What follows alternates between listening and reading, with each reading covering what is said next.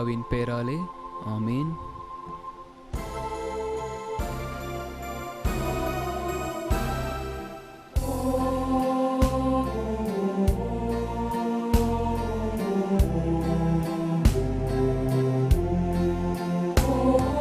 சூரியன் சாய காரிருள் மெல்ல சூழ்ந்திட யாவும் சோர்ந்திடும் ஏழை பாயுலகெங்கும் நின்றெழுந்தோங்கும் பண்புயர் கீதம் வாழ்க மரியே பாருலகெங்கும் நின்றெழுந்தோங்கும் பண்புயர் கீதம் வாழ்க மரியே சூரியன் சாய காரிருள் மெல்ல சூழ்ந்திட யாவும் சூழ்ந்திடும் வேளை.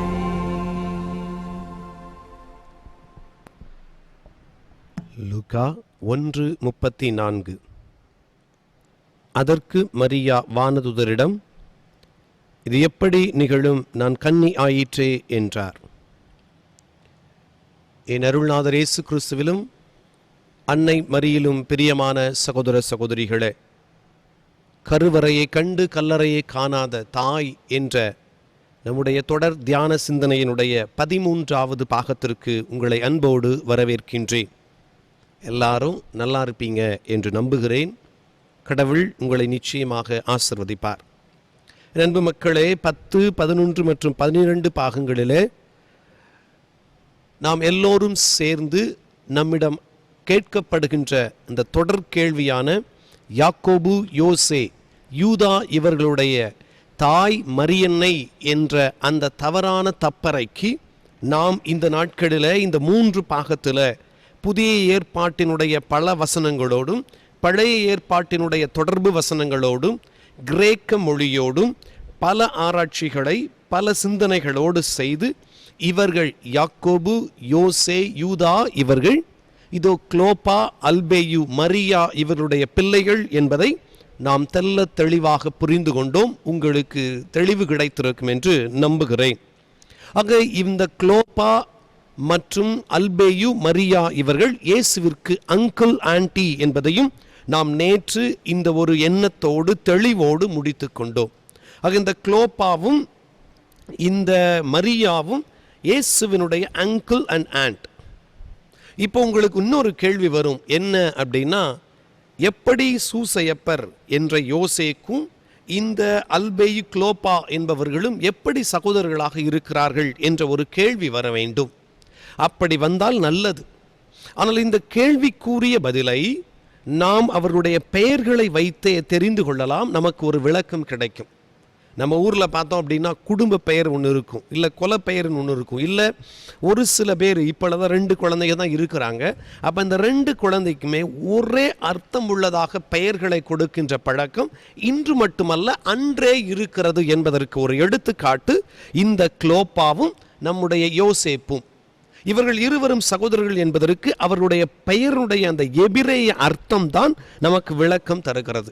இப்போ பார்த்தீங்க அப்படின்னா அந்த குளோப்பா அப்படிங்கிறவருடைய இந்த பெயர் என்பது ஹாலெப் என்ற எபிரேய வினை சொல்லிலிருந்து, வேர்பிலிருந்து வருகிறது. இந்த ஹாலெப் என்பதுதான் பிற்காலத்தில் ஒரு பெயர் சொல்லாக மாறுகின்ற பொழுது ஹாலோப் என்று மாறி அதனுடைய அர்த்தமாக இந்த ஹாலோப் என்றால் எ சேஞ்ச் ஆர் எக்ஸ்சேஞ்ச் என்று சொல்லுவார்கள். தமிழில் சொல்லணும் அப்படின்னா மாறுவது, மாறிக்கொண்டிருப்பது என்று அர்த்தம். ஆக இந்த ஹாலோப் என்பதுதான் குளோப்பா என்று ஒரு அர்த்தத்தோடு நமக்கு பெயர் வருகிறது. அதே போல யோசேப்பு என்ற பெயர் என்பது யாசாப் என்ற எபிரேயத்திலிருந்து வருகிறது. இந்த யாசாப் என்ற வெர்பு வினைச்சொல் அப்படியே நவுனாக மாறுகின்ற பொழுது அதனுடைய அர்த்தம் சேர்த்தல் அல்லது திரும்ப திரும்ப செய்தல், to add and do it again and again என்று சொல்லுகிறார்கள். ஆக இந்த 2 பேருக்கும் ஹாலோப் என்பதையும் இந்த யாசோப் என்பதையும் நீங்கள் பார்த்தீர்கள் என்றால் இவர்கள் 2 பேருக்கும் ஒரே அர்த்தமுள்ள பெயராக இருப்பதை நாம் உணர்ந்து கொள்ள முடியும். எனவே இவர்கள் 2 பேரும் சகோதரர்கள் என்பதற்கு அவர்கள் பெயர்களே நமக்கு உறுதியாகவும் உறுதுணையாகவும் இருக்கிறது. அன்பு மக்களே, இந்த 10வது பகுதியை நான் தொடங்கும் முன்னாடியே எனக்கு நிச்சயமாக ஒரு விஷயம் தெரியும். அது என்ன அப்படின்னா, நம்ம இந்த குழந்தைகள் மரியன்னையினுடைய குழந்தைகள் அல்ல, இந்த யாக்கோபு யோசே மரியாவினுடைய பிள்ளைகள் இல்லை என்று நான் சொல்லுகின்ற பொழுதே ஒரு சகோதரர், ரட்சிக்கப்பட்ட ஒரு சகோதரர் நிச்சயமாக வந்து சொல்லுவார். என்ன? மத்தேயு 1:25, லூக்கா 2 இதில் வந்து இதோ அவர் உயிர் பெற்றெடுக்கும் வரை, தலைமகனை பெற்றெடுக்கும் வரை, அந்த வசனத்தை பார்த்தோம்னா அதன் பின்பு குழந்தைகள் இருந்துக்கு அப்படிங்கிற ஒரு விவாதத்துக்கு வருவார் நினைச்சு அதே போல ஒருத்தர் வந்தார். அவர் பேர் சுரேஷ் வர்மா. நீங்கள் இந்த 10வது பாகத்தினுடைய கமெண்ட்ஸில் பார்த்தீங்கன்னா அவர் இந்த கேள்வியை கேட்டிருப்பார். சுரேஷ் வர்மா என்ற சகோதரருக்கு இந்த நாளில் என்னோடு சேர்ந்து நீங்களும் மரியன்னையை பற்றி ஒரு தெளிவு பெற்றுக்கொள்ளும்படி அன்போடு உங்களை அழைக்கின்றேன். இப்போ இந்த மத்தேயு 1:25 வாசிப்பதை நாம் இப்பொழுது கேட்போம். மரியா தம் மகனை பெற்றெடுக்கும் வரை யோசேப்பு அவரோடு கூடி வாழவில்லை. மரியா தன் மகனை பெற்றெடுக்கும் வரை யோசேப்பு அவரோடு உறவு கொள்ளவில்லை, கூடி வாழவில்லை. இங்கிலீஷ்ல but knew her not until she had born a son என்று சொல்லப்பட்டிருக்கிறது. இந்த until என்ற வார்த்தை தமிழில் பெற்றெடுக்கும் வரை என்று மாறி இருக்கிறது. உடனே நம்ம எல்லோரும், குறிப்பாக நம்முடைய பிரிந்த சபையார் சொல்லுகின்ற வார்த்தை, பெற்றெடுக்கும் வரைதான் உறவு இல்லையே, அதன் பின்பும் யோசேப்புக்கும் மரியாவுக்கும் கணவன் மனைவி உறவு இருந்தது, அதில் பிறந்தவர்கள் தான் இந்த யாக்கோபு யோசே யூதா என்ற ஒரு யுகத்தை நமக்கு வைக்கின்றார்கள். என் அன்பு மக்களே, நான் ஏற்கனவே உங்களுக்கு தெளிவுபடுத்தி விட்டேன். இந்த யாக்கோபு யோசே யூதா இவர்கள் இதோ அவருடைய தந்தை அல்பேயு குளோப்பா, தாய் மரியா என்பதை நாம் ஏற்கனவே புரிந்து கொண்டோம், அறிந்து கொண்டோம். இதில் உங்களுக்கு ஏதாவது சந்தேகம் இருக்கா? சந்தேகம் இருக்கக்கூடாது. இப்போ நம்முடைய ஆய்வு என்ன அப்படின்னா, சூசையப்பருக்கும் மரியாவுக்கும் இயேசுவை பெற்றெடுத்த பின்பு கணவன் மனைவி உறவு இருந்ததா அப்படிங்கிறது தான் இவர்கள் நம்மிடம் வைக்கின்ற கேள்வி. இல்லை என்பதை நாம் ஆணித்தரமாக விவிலியத்தின் அடிப்படையில் உங்களுக்கு நான் சொல்ல போகின்றேன். கேள்வி கேட்குறவங்களுக்கும் நான் பதில் சொல்லணும், கேள்வி கேட்காமல அமைதியாக இருக்கிறவங்களுக்கும் பதில் சொல்லணும். கேள்வி கேட்காம இருக்கிறவங்களுக்கு கூட தெளிவுபடுத்திடலாம். ஆனால் கேள்வி கேட்குறோம் அப்படிங்கிற சில பேருக்கு அந்த விவாதத்திற்கு, விதண்டாவாதத்திற்கு பதிலே கிடைக்காது. ஏன்னா இவர்கள் எல்லோரும் வேற்று மார்க்கத்திலிருந்து கிறிஸ்தவர்களாக மாறவில்லை. நல்லா புரிஞ்சுக்கணும் மக்களே, இந்து மார்க்கத்திலிருந்தோ இஸ்லாமிய மார்க்கத்திலிருந்தோ அவர்கள் மாறவில்லை. கத்தோலிக்க கிறிஸ்தவராக இருந்து இன்னொரு கிறிஸ்தவராக மாறி இருக்கிறார்கள், அவ்வளோதான். அதனால்தான் கத்தோலிக்க கிறிஸ்தவத்தில் இருக்கின்ற பொழுது பல மணி நேரம் கேட்கின்ற பலனை ஆண்டவர் அவர்களுக்கு கொடுத்தார். நிறைய நேரம் உட்கார்ந்து கேட்டாங்க. ஆனால் இப்போ அவர்கள் மத்தியில் கேட்பதற்கும் பொறுமை இல்லை, சொல்லுவதையும் ஏற்றுக்கொள்வதற்கும் பொறுமை இல்லை. நான் பிடிச்ச முயலுக்கு எத்தனை காலு?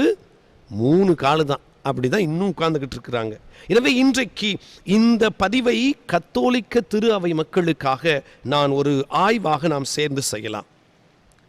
ஆடம் கிளார்க் என்ற ஒரு அறிஞர் தன்னுடைய கமெண்ட்ரியில் மரியன்னையின் குழந்தைகள் தான் யாக்கோபு யோசே என்று சொல்லிவிட்டு அவர் சொன்னதை நியாயப்படுத்துவதற்காக ஒரு காரியத்தை சொல்லுகிறார். அது என்ன அப்படின்னு பார்த்தீங்கன்னா, இதோ ஒருவர் இன்னொருவர் மேல் பொறாமையோ வெறுப்போ சண்டையோ ஏற்படுகின்ற பொழுது நிச்சயமாக இன்னொருவருடைய குழந்தையை இவருடைய குழந்தையாக எழுதுவதோ சொல்லுவதோ நடக்கவே நடக்காது.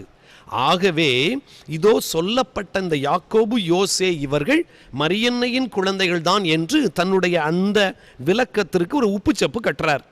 இப்போ இதை மனதில் வைத்துக்கொண்டு சில நேரத்தில் அவரே கிரீக்கில் பயன்படுத்தப்பட்ட அதல்ஃபோஸ், அதல்ஃபாய், அதல்ஃபோ என்ற இந்த வார்த்தைகளை என்ன செய்கிறாரு, இந்த குழந்தைகள் இயேசுவினுடைய சகோதரர்களாக சொல்லப்பட்ட யாக்கோபு யோசே இவர்கள் எல்லோருமே மரியன்னையின் இரத்தத்தினால் வந்த குழந்தைகள், எனவே அவர்கள் பிளட் பிரதர்ஸ் அண்ட் சிஸ்டர்ஸ் என்று வாதிடுகின்றார்.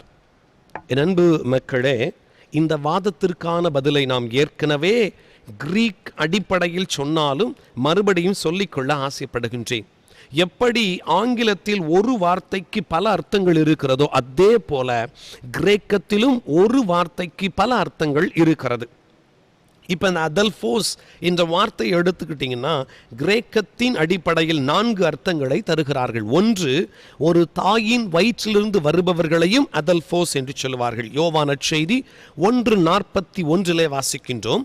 அந்திரேயா தன்னுடைய சகோதரரான சீமோனை சகோதரர் என்று அழைக்கின்றார். ஏன்னா அவங்க 2 பேரும் பிளட் பிரதர்ஸ். இரண்டாவதாக, ஒரு எத்னிக் வழியில், இனத்தின் வழியில் வந்தவர்களையும் அதல்போஸ் என்று சொல்லுகிறார்கள். அப்போஸ்தலர் பணி 22:13 அனனியா சவுல் இவர்கள் இருவரும் சொல்லுகின்ற பொழுது சகோதரரே என்று சொல்லப்பட்டிருக்கும். அனனியா பவுலும் யூத அடிப்படையில், யூத இனத்தின் அடிப்படையில் சகோதரர்கள். மூன்றாவது, சில நேரத்தில் உடன் இருப்பவர்களை கூட இந்த அதல்போஸ் சகோதரர்கள் என்ற வார்த்தை குறிக்கிறது. இதற்கு எடுத்துக்காட்டு மத்தேயு நற்செய்தி 7:3-5 வசனங்களிலே பார்க்கின்றோம். ஆண்டவர் சொல்லுகிறார், உன் கண்ணில் உள்ள துரும்பை நீ எடுக்காமல், அதை நீர் பார்க்காமல் உன் சகோதரர் சகோதரியினுடைய கண்ணில் உள்ள துரும்பை நீ பார்ப்பது ஏன்? இப்போ நம்ம நினைச்சுக்க கூடாது 2 சகோதரர்கள் பிளட் பிரதர்ஸ், அதை தான் இயேசு சொல்றார் என்று சொல்லக்கூடாது. நான்காவதாக, இந்த அதல்போஸ் என்ற கிரேக்க வார்த்தை கிறிஸ்துவின் மீதுள்ள நம்பிக்கையின் அடிப்படையில் ஒன்று வாழ்பவர்களை சேர்பவர்களையும் அதல்போஸ் சகோதரர்கள் சகோதரிகள் என்று சொல்லுகின்றார்கள். எடுத்துக்காட்டாக கொலோசியருக்கு எழுதிய கடிதத்தில் 4:7 பவுலடியார் சொல்லுவார், அங்கே இருந்த திக்கி என்ற ஒருவரை பார்த்து, சகோதரரே நீனும் நானும் சகோதரர்கள், காரணம் கிறிஸ்துவின் நற்செய்தியின் அடிப்படையில், கிறிஸ்துவின் மீது உள்ள நம்பிக்கையின் அடிப்படையில் நாம் சகோதரர்கள் என்று சொல்லுவார். ஆக இந்த அதல்போஸ், அதல்பாய், அதல்போய் என்ற இந்த கிரேக்க வார்த்தைக்கு ஒரே ஒரு அர்த்தம் இல்லை என்பதை இன்று தெளிவாக, தெள்ளத் தெளிவாக புரிந்து வைத்துக் கொள்ளுங்கள். என் அன்பு மக்களே, இப்போ மத்தேயுவும் மார்க்கும் இயேசுவின் சகோதரர்கள் என்று யாக்கோபு யோசே இவர்களை சொன்னது யூத இனத்தின் அடிப்படையில் இருக்கலாம், சில நேரத்தில் உடன் வாழ்பவர்களாக இருக்கலாம், ஏன் நம்பிக்கையின் அடிப்படையில் கூட இவர்களை சகோதரர்களாக எழுதி இருக்கலாம் என்ற விவிலிய விளக்கம்தான் நல்லது. அதுதான் மக்களுக்கு தெளிவை தரும், மக்களுக்கு உண்மையான கிறிஸ்துவின் மீது நம்பிக்கையை தரும். அதை விட்டுவிட்டு விதண்டாவாதத்திற்காக, ஏதோ தன்னை இப்படி உயர்த்தி கொள்ள வேண்டும் என்பதற்காக விளக்கம் இல்லாததை சொல்லுவது தவறு என்பதை இன்றைக்கு உணர்ந்து கொள்ளுங்கள். என் அன்பு மக்களே, இன்றைக்கும் நம்முடைய கலாச்சாரத்தில், சமுதாயத்தில் நம்மை விட கீழே இருப்பவர் உயர்ந்தால் நாம் இடறல் படுவோம், நாம் கஷ்டப்படுவோம். அதுதான் அங்கே நடந்தது. ஆண்டவர் என்ற இயேசு என்ற அந்த நபர், நமது ஆண்டவர், ஒரு சிறிய கிராமத்திலிருந்து இவ்வளவு பெரிய ஞானத்தோடு ஒரு தச்சரின் மகனாக வளர்க்கப்பட்டவர், ஒரு மரியன்னை என்ற ஒரு பெண்ணிடமிருந்து வளர்க்கப்பட்டவர், பெரிய ஆளாக விடுவாரோ என்ற பயத்தினால், அச்சத்தினால் சொல்லப்பட்ட வார்த்தை தான் இந்த வார்த்தைகளை ஒழிய உள்நோக்கம் அங்கே எதுவும் இல்லை என்பதை விவிலியம் நமக்கு தெளிவாக சொல்லுகிறது. எனவே இன்றைக்கு இந்த யாக்கோபு யோசே இவர்கள் எல்லோரும் யாருக்கு பிறந்தார்கள் என்பதை நாம் மறுபடியும் அலசி ஆராய லூக்கா 2வது அதிகாரம் 7வது வசனத்தை வாசிக்க கேட்போம். அவர் தம் தலைமகனை பெற்றெடுத்தார். அவர் தம் தலைமகனை பெற்றெடுத்தார். இப்ப மறுபடியும் இதே ஒரு விஷயத்தும் தான் வருகிறது. ஆக தலைமகனை பெற்றெடுத்த பின்பு மரியாவுக்கும் சூசேப்பருக்கும் குழந்தைகள் பிறந்தது, அவர்களுக்குள் திருமண உறவு இருந்தது என்பதை மத்தேயு 1:25 வைத்து இந்த வாதத்தை நமக்கு முன்பாக வைக்கிறார்கள். எனவே இயேசுவை பெற்றெடுக்கும் வரைதான் அவர்கள் ஒன்று கூடவில்லை, அதன் பின்பு அவர்கள் திருமண உறவால் ஒன்று கூடி வாழ்ந்தார்கள் என்று இல்லாத ஒன்றை இருப்பது போல் இத்தனை ஆண்டுகள் நம்மிடம் சொல்லி இருக்கிறார்கள். அதுவும் குறிப்பாக நீங்கள் நல்லா பார்க்கணும், வெளிநாட்டில் கூட இவ்வளவு பிரிந்த சபையார் இல்லை, நம்ம தமிழகத்தில் தான் இவ்வளவு பேர் வளர்ந்து கொண்டே இருக்கிறார்கள். காரணம் பணம். ரொம்ப சுலபமாக ஒரு சபையை உருவாக்கிவிட்டால் பணம் வந்துவிடும் என்ற எண்ணத்தோடு ஆதாரம் இல்லாத ஒன்றை தங்கள் ஆதாயத்திற்காக பேசுவது எப்படி நியாயப்படுத்த முடியும் என்பதை எம் கத்தோலிக்க திரு அவை மக்கள் தெளிவாக புரிந்து கொள்ள வேண்டும். இப்போ நம்முடைய தேடல் பயணத்தை இந்த தலைமகன் என்ற வார்த்தைக்காக நாம் தேடுவோம். தேடலுடைய பல நாள் சிந்தனைக்கு பின்பு எனக்கு 2 கேள்விகள் மிக அதிகமாக வந்தது. இந்த நாட்களில் இந்த 2 கேள்விகளை நான் ஆழமாக தேடிக்கொண்டிருந்தேன் மக்களே. முதல் கேள்வி, லூக்கா நற்செய்தியில மரியன்னையோடு முகமுகமாய் கபிரேயல் தூதரை பேச வைத்த கடவுள் ஏன் சூசையப்பரோடு மட்டும் கனவில் பேச வைத்தார்? முதல் கேள்வி. இப்ப உண்மையிலேயே மரியன்னை தான் அவருடைய தாய் என்பதற்கு நமக்கு அர்த்தம், கபிரேயல் தூதர், ஆண்டவருடைய தூதர் முகமுகமாய் தாய் மரியாவோடு பேசினார்.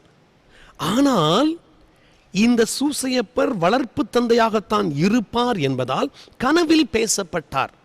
முதல் கேள்வி. இதைத்தான் நாம் மத்தேயு 1:20, 2:13 வாசிக்கின்றோம். கனவில் தோன்றி. வாசிங்க பிரதர், மத்தேயு 1:20.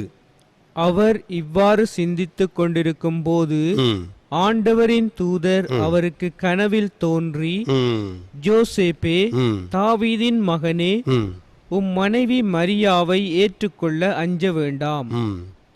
நல்லா பாருங்க, கனவில் தோன்றி சூசையப்பருக்கு. அதே மாதிரி 2:13 இப்ப வாசிப்பாரு பாருங்க. அவர்கள் திரும்பி சென்ற பின் ஆண்டவருடைய தூதர் ஜோசேப்புக்கு கனவில் தோன்றி, நீர் எழுந்து குழந்தையையும். அவ்வளவுதான். ஆக இந்த 2 நிகழ்ச்சியிலும் பார்த்தீர்கள் என்றால் சூசையப்பருக்கு கனவில் தான் ஆண்டவருடைய தூதர் தோன்றினார். அதிலிருந்து நாம் புரிந்து கொள்ள வேண்டும், இதோ இயேசுவினுடைய பிறப்பிற்கும் அந்த உறவில் இருப்பதற்கும் சூசையப்பருக்கு சம்பந்தம் இல்லை என்பது இதனுடைய வெளி அடையாளம். இரண்டாவது கேள்வி எனக்கு அடிக்கடி வந்தது, இதோ தூய ஆவியாரின் துணையால் இயேசுவை பிறக்க வைத்த கடவுளால் ஏன் அவரை வைத்தே அந்த குழந்தையை பாதுகாத்து பராமரிக்க முடியாது என்ற கேள்வி எனக்கு வந்தது. அதற்கு ஒரு சாதாரண சூசையப்பர் தேவையா என்ற கேள்வி வருகின்ற பொழுது இந்த 2 கேள்விகளுக்கும் எனக்கு ஆண்டவரை நல்ல பதில்களையும் கொடுத்தார். முதல் பதில் என்னவென்றால், இதோ என் அன்பு மக்களே, மரியன்னையினுடைய கால சூழ்நிலையை, வரலாற்று சூழ்நிலையை, அந்த இடத்தினுடைய சூழ்நிலையை, இனத்தினுடைய சூழ்நிலையை நாம் சரியாக புரிந்து கொள்ள வேண்டும். உப ஆகமம் இணைச்சட்ட நூல் 23:2 வாசித்த பின்னாடி உங்களுக்கு சொல்றேன். வாசிங்க பிரதர். வேசி பிள்ளையையும் கர்த்தருடைய சபைக்கு உட்படலாகாது. வேசித்தனத்தால் பிறந்த குழந்தை கடவுளுடைய திருமுன் வர முடியாது விவிலியம் சொல்லுகிறது. விடுதலை இணைச்சட்ட நூல் 23:2 சொல்லுகிறது. இப்ப நல்லா பார்த்தீங்கன்னா, இந்த தவறான உறவு என்றால் என்ன? ஒரு ஆணோ பெண்ணோ தவறானவர் என்று நாம் எப்போது சொல்லுவோம்? இந்த ஆண், இந்த பெண் இன்னொரு ஆணோடு பெண்ணோடு இதோ திருமண உறவு இல்லாமல், திருமணத்திற்கு முன்பு திருமண உறவு இல்லாமல் குழந்தையை பெற்றெடுத்தால் அது யூத சட்டத்தில் மட்டுமல்ல, நம்முடைய சட்டத்திலும் மிகப்பெரிய தவறு. எனவே இந்த நிலை தன் மகனுக்கோ இதோ அவரை பெற்றெடுக்கும் தாயுக்கோ வந்துவிடக்கூடாது என்பதற்காக கடவுள் நினைத்தார். அதனால் சூசையப்பரை அவர்களுக்கு பாதுகாப்பாக கொடுத்தார். இரண்டாவதாக யோவான் நற்செய்தி 8வது அதிகாரத்தில் வாசிக்கின்றோம், விபச்சாரத்தில் பிடிபட்ட ஒரு பெண்ணை கல்லால் எறிந்து கொள்ள வேண்டும் என்று யூத சட்டம் சொல்லுகிறது என்று அங்கே இருந்தவர்கள் இயேசுவிடம் சொல்லுகிறார்கள். இதன் மூலம் நாம் என்ன தெரிந்து கொள்கின்றோம்? யூத சட்டத்தில் எந்த ஒரு பெண்ணும் இதோ தவறாக வாழ்ந்தால், தவறாக குழந்தையை பெற்றெடுத்தால் கல்லால் எறிந்து கொள்ளப்பட வேண்டும். அந்த நிலை மரியன்னைக்கு ஏற்படக்கூடாது என்பதற்காக ஆண்டவரே காப்பாற்ற சூசையப்பரை துணையாக வைக்கின்றார். இதுதான் உண்மை, இதுதான் வரலாற்று உண்மை, இதுதான் விவிலியத்தின் உண்மை. இப்போ மூணாவதா பார்த்தோம் அப்படின்னா, இன்னும் சிம்பிளா சொல்லணும் அப்படின்னா, இயேசு ஒரு இறைமகன், கடவுளுடைய மகன், வார்த்தையானவர், எல்லா powerful God, he can do anything, அவரால் எல்லாம் செய்ய முடியும். அப்பேற்பட்ட இயேசுவை ஒரு சாதாரண ஏரோது அரசன், மனித அரசனிடமிருந்து கடவுளால் காப்பாற்ற முடியாது என்று நினைக்கிறீர்களா? அதனால்தான் இயேசு கெத்சமனி தோட்டத்திலே சொல்லுவார், மிக அழகாக சொல்லுவார், இப்பொழுது நான் ஆணையிட்டால் என் தந்தை அங்கே விண்ணகத்தில் இருக்கின்ற படைகளை அனுப்பி காப்பாற்றுவார் சொல்லுவார். அப்பேற்பட்ட கடவுள், the powerful God is not able to save his own son. அதைத்தான் நாம் பார்க்கின்றோம். இந்த ஏரோது என்ற மனித அரசனிடமிருந்து இதோ தன் மகனை காப்பாற்றுவதற்கு கடவுளுக்கு சூசையப்பர் தேவைப்பட்டார். ஒரு தச்சு வேலை செய்து கொண்டிருந்த ஒரு சூசையப்பரை ஆண்டவர் பயன்படுத்தி அவரை காப்பாற்றுகிறார். எனவே மத்தேயு 2:13 சொல்லுவது போல, இந்த சூசையப்பர் என்பவர் அன்னை மரியையும் குழந்தை இயேசுவையும் காப்பாற்ற நல்பழிப்படுத்த கடவுளால் பயன்படுத்தப்பட்ட ஒரு கருவி. எனவே as a conclusion நம்ம என்ன சொல்லலாம்? தூய சூசையப்பர் தான் நம் தாய் மரியாளோடும் குழந்தை இயேசுவோடும் வாழ்ந்தாரே தவிர இது உல்டாவா அல்ல. இதை எல்லாத்தையும் தாண்டி இன்னொரு உண்மையை உங்களுக்கு தெளிவுபடுத்த விரும்புகிறேன். மத்தேயு நற்செய்தி 2:23 இப்படி வாசிக்கின்றோம். வாசிங்க பிரதர். அங்கு அவர் நாசரேத்து எனப்படும் ஊருக்கு சென்று குடியிருந்தார். இவ்வாறே நசரேயன் என அழைக்கப்படுவார் என்று இறைவாக்கினர்கள் உரைத்தது நிறைவேறியது. Very good. இந்த வசனத்தை வெளிப்படையா பார்த்தோம்னா உண்மை. அவர் நாசரேத்தில் வாழ்ந்ததால் அவர் நசரேயன் என்று அழைக்கப்பட்டார். இறைவாக்கு நிறைவேறியது. ஆனா இதுக்கு முன்னாடியே மக்களே, கலிலேயாவில் உள்ள நாசரேத்தில் வாழ்ந்து கொண்டிருந்த ஒரு இளம் பெண்ணிடம்தான் ஆண்டவருடைய தூதராம் கபிரேல் தூதர் அனுப்பப்பட்டார். எனவே இதை நீங்கள் நன்றாக யோசித்து பார்த்தீர்கள் என்றால் லூக்கா 1:26 இப்படி வாசிக்கின்றோம்.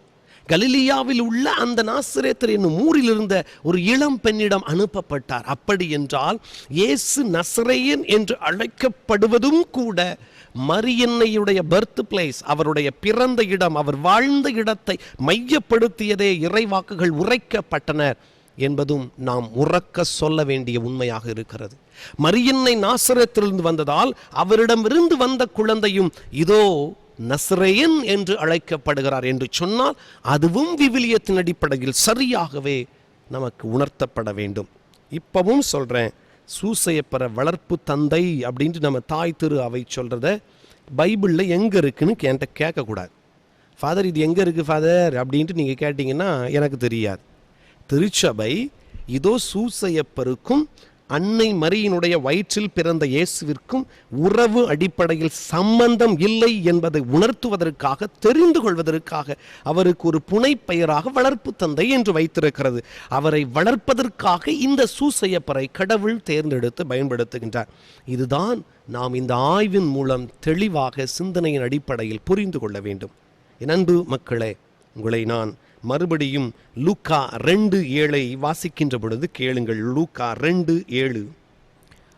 அவர் தம் தலைமகனை பெற்றெடுத்தார். அவர் தம் தலைமகனை பெற்றெடுத்தார். இப்போ இந்த தலைமகன் அப்படிங்கிறதுக்கு பழைய ஏற்பாட்டின் அடிப்படையில் என்ன அர்த்தம் என்பதை புரிந்து கொள்ளுங்கள். தலைமகன் என்றால் யார்? யாத்ராகமம் விடுதலை பயண நூல் 13:1 வாசித்து பாருங்கள். விடுதலை பயண நூல் 13:1. ஆண்டவர் மோசேயை நோக்கி உரைத்தது, தலைப்பேறு அனைத்தையும் எனக்கு அர்ப்பணம் செய். Very good. தலைமகன் தலைப்பேறு ரெண்டும் ஒண்ணுதான். இந்த தலைமகன் தலைப்பேறு என்பவர்கள் யார் என்பதை விடுதலை பயண நூல் 13:12 நமக்கு தெளிவுபடுத்துகிறது. வாசிங்க பிரதர். கருப்பையை திறக்கும் தலைப்பேறு அனைத்தும் ஆண்டவருக்கு. அப்படி இருங்க. தாயினுடைய கருப்பையை திறக்கின்ற எல்லா குழந்தைகளுக்கும் பெயர் தலைமகன் தலைப்பேறு. இது விடுதலை பயண நூலிலே ஆண்டவர் மோசே வழியாக சொன்ன வசனம். ஆக தலைமகன் என்ற அந்த இன்வெர்டட் கமாஸுடைய அர்த்தம் என்னவென்றால், இதோ தாயினுடைய கருவறையை கருப்பையை திறக்கின்ற எல்லா குழந்தைகளும் தலைமகன். நீங்கள் முதல் குழந்தையா இருந்தால் நீங்களும் தலைமகன். நீங்க குடும்பத்துல முதல் குழந்தையா இருந்தால் நீங்க தான் தலைமகன் தலைப்பேறு. இதுதான் அர்த்தமே ஒழிய வேறு உள்ளார்ந்த அர்த்தம் மத்தேயும் யோசிக்கவில்லை, லூக்காவும் யோசிக்கவில்லை. நாம் தான் யோசித்துக் கொண்டே இருக்கின்றோம். இப்ப 13வது வசனம், விடுதலை பயண நூல் 13வது வசனம் 13 வாசியுங்க பிரதர். உன் ஆண் பிள்ளைகளுள் எல்லா தலைப்பேரையும் நீ மீட்க வேண்டும். பாருங்க, அப்ப இந்த தலைப்பேறு தலைமகனை மீட்க வேண்டும். மீட்க வேண்டும் என்றால் என்ன? ரட்சிப்பு அல்ல, கோவிலில் அவர்கள் கொடுத்து விட்டு அதை திரும்ப பெறுவது. இதைத்தான் நம்முடைய தாய் மரியாவும் சூசையப்பரும் சென்று அவர்கள் ஆலயத்தில் இயேசுவை காணிக்கையாக ஒப்பு கொடுத்து அவரை திரும்ப மீட்டு கொண்டு வருகிறார்கள். இந்த அடிப்படையில் நாம் பார்க்க வேண்டும். மீட்க வேண்டும் என்றால் ரட்சிப்பு அல்ல, அவருக்கு ரட்சிப்பு தேவையில்லை, எனில் அவர்தான் ரட்சிக்கின்றவர். இந்த மீட்டல் என்பது சாதாரண அர்த்தம். ஆக இந்த குழந்தையை கொடுத்து விட்டு மீட்டு கொண்டு வந்தார்கள். இதைத்தான் மீண்டும் விடுதலை பயண நூல் 34:19-20 மறுபடியும் சொல்லியிருப்பார்கள். தலைமகன் என்றால் யார், எப்படி மீட்க வேண்டும் என்பதை அங்கே சொல்லி இருப்பார்கள். இதை மரியன்னையும் சூசையப்பரும் செய்தார்கள். அதைத்தான் நாம் திருச்செப மாலையில் நாம் ஒரு மறை உண்மையாகவும் தியானித்து கொண்டாடுகின்றோம். என் அன்பு மக்களை, அஸ் அ கன்க்ளூஷன், இஸ்ராயலில் முதலில் பிறக்கின்ற எல்லா குழந்தைகளுக்கும் பெயர் தலைமகன் தலைப்பேறு.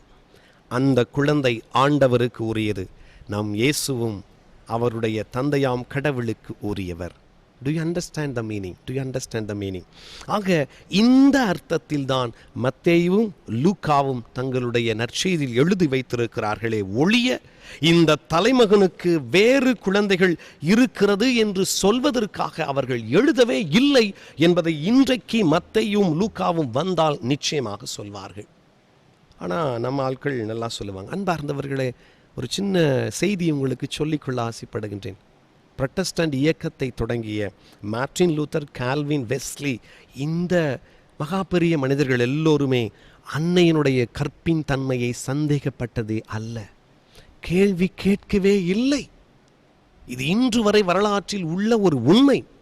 இவர்கள் யாரும் அன்னையினுடைய கற்பின் தன்மையை, இந்த கன்னித்தன்மையை கேள்வி கேட்கவே இல்லை, அவர்கள் ஏற்றுக்கொண்டார்கள். ஆனால் இன்றைக்கு புற்றீசல் போல உருவாகி வரும் இந்த பிரிந்த சபையார் தான் தங்கள் தேவைக்காக விவிலியத்தை அதன் உண்மை அர்த்தத்தை மறைத்து அன்றைய காலத்தில் அன்னையின் கன்னித்தன்மையை ஒரு டிஸ்கஷன், ஒரு ஆய்வுக்காகத்தான் எடுத்துக்கொண்டார்களே ஒழிய அவர்கள் ஆதாயத்திற்காக பேசவே இல்லை. அதனால்தான் அவர்கள் ஏற்றுக்கொண்டார்கள். இப்போ கடைசியா மரியன்னைக்கு இயேசுதான் தலைமகன் என்பதற்கு சில பழைய ஏற்பாட்டு வசனங்களை வாசித்து நாம் முடிவெடுப்போம். எசாயா புத்தகம் 44:6 வாசிங்க.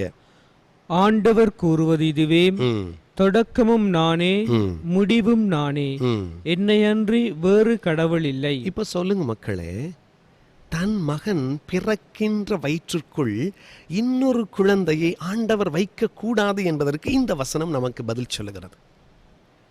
தன்னுடைய மகன் பிறக்கின்ற அந்த கரு, அந்த வயிறு, அந்த ஆசிர்வதிக்கப்பட்ட இடம் எப்படி இன்னொரு குழந்தைக்கு சொந்தமாகும் என்பதனுடைய அர்த்தம் தான் இங்கே இருக்கிறது. ஆண்டவர் கூறுவது தொடக்கமும் முடிவும் நானே, என்னை தவிர வேறு இல்லை. அதையே எசாயா 48:12 இறைவாக்கினர் சொல்லுகின்றார். வாசிங்க பிரதர். நானே ஆண்டவர், தொடக்கமும் நானே, முடிவும் நானே. தொடக்கமும் நானே, முடிவும் நானே. இது திருவெளிப்பாட்டு நூல் 22:13 வாசிக்கின்றோம். அகரமும் நகரமும் நானே, தொடக்கமும் முடிவும் நானே. இயேசுதான் மரியனுடைய தொடக்க குழந்தை, தலைமகன் குழந்தை, அவரே கடைசி குழந்தை. ரெண்டுமே மரியன்னைக்கு ஒரே குழந்தைதான். அந்த குழந்தையின் பெயர் இயேசு. ஆக மரியனுடைய தலைமகனும் அவர்தான், கடைமகனும் அவர்தான். மரியனுடைய முதல் குழந்தையும் அவர்தான், கடைசி குழந்தையும் அவர்தான். அதனால்தான் இந்த தாய் கடைசி வரை அவரோடவே பயணம் செய்தார் என்பதை யோவான் நற்செய்தி 2:12 வாசிக்கின்றோம்.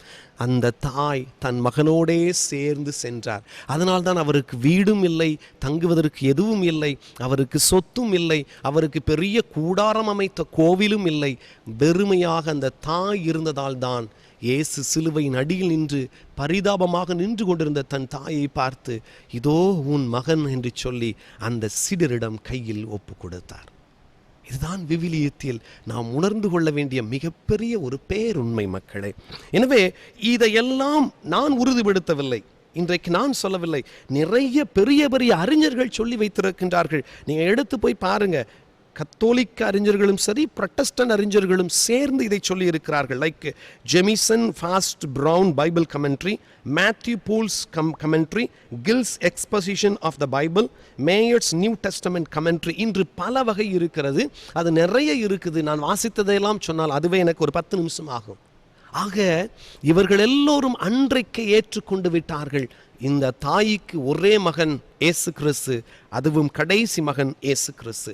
வேறு குழந்தைகள் இல்லை என்பதை நான் மறுபடியும் உங்களுக்கு ஆணித்தரமாக அழுத்தமாக சொல்லி இதோ இந்த நேரத்தில் இந்த பாகம் 13 முடிக்கின்றேன். கடவுள் வாழ்த்து பெறுவாராக. என் அன்பு மக்களே, நாளை தலைமகனுக்கு அடுத்த வார்த்தை பெற்றெடுக்கும் வரை, அன்டில் என்ற அந்த வார்த்தையை பற்றி, அந்த வார்த்தை விளையாட்டிற்கு நாம் பதிலை தேடுவோம். அதற்கு முன் என் அன்பு மக்களே, நீங்கள் செய்ய வேண்டிய ஒரு உதவி, எசேக்கியேல் புத்தகம் 44:2 வசனத்தை நீங்கள் தயவு செய்து வாசித்துக் கொள்ளுங்கள். எசேக்கியேல் புத்தகம் 44:2 என்ன சொல்லப்பட்டிருக்கிறது என்பதை தியானத்தோடு வாசியுங்கள். உங்களுக்கு தூய ஆவியானவர் தாமே வெளிப்படுத்துவாராக. அதோடு இந்த செய்தியை யார் யாருக்கெல்லாம் அனுப்ப முடியுமோ அனுப்புங்கள். உன்னதங்களிலே கடவுளுக்கு மகிமை உண்டாகுக, பூ உலகின் நன்மனத்தோருக்கு அமைதி என்ற இந்த நற்செய்தியை, இந்த உண்மை செய்தியை உங்களால் எவருக்கெல்லாம் அனுப்ப முடியுமோ அவருக்கெல்லாம் அனுப்புங்கள். நிச்சயமாக நம்முடைய கத்தோலிக்க திரு அவையினுடைய உண்மைகள் மறக்கப்படாது, மறைக்கப்படக்கூடாது. நம்முடைய திரு அவை உண்மை திரு அவை, இயேசுவால் ஏற்படுத்தப்பட்ட திரு அவை என்று நம்பிக்கையுள்ளவ ஒவ்வொருவரும் தயவு செய்து இந்த காரியத்தை எனக்காக மட்டுமல்ல, இயேசுவுக்காக, அவரை பெற்றெடுத்த நம் தாய் மரிக்காக செய்யுங்கள் என்ற ஒரு வேண்டுதலோடு முடிக்கின்றேன். கடவுள் உங்களை ஆசிர்வதிப்பாராக. ஆமேன். தந்தை, மகன், தூய ஆவியின் பெயராலே ஆமேன். ஆமென்.